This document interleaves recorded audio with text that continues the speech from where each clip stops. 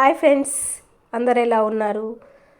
మేమైతే చాలా బాగున్నాం. అయితే నిన్న మాది టిఫిన్ వచ్చేసి గుంత పొంగనాలు. మా వారు ఎప్పటి నుంచో చేయంటే నేను ఆయిల్ ఎక్కువ పడుతుందని చేయడానికి పెద్దగా ఇష్టపడను, కానీ ఇంకా నిన్న చేశాను. అయితే చేసేటప్పుడు వీడియో ఇద్దామని గుంత పొంగనాలు వేయడం అయితే మొత్తము వీడియో అయితే తీశానండి. నాకు ఈ మధ్య ఎందుకో వీడియోస్ తీయడం పెద్ద ఇంట్రెస్ట్ అనిపిస్తలేదు. ఏముంది ప్రతి ఒక్కటి చేసి పెట్టడము వీడియోస్లో అంత ఇంట్రెస్ట్ అనిపిస్తలేదు, చేయబుద్ధి అవ్వట్లేదు. ఇంకేదో చేద్దాంలే అని ఇట్లా వీడియో తీశాను. అయితే నేను మంచిగా వేసేదే వీడియో తీసినా కానీ మళ్ళీ తీసేటప్పుడు మర్చిపోయినా వీడియో తీయడం.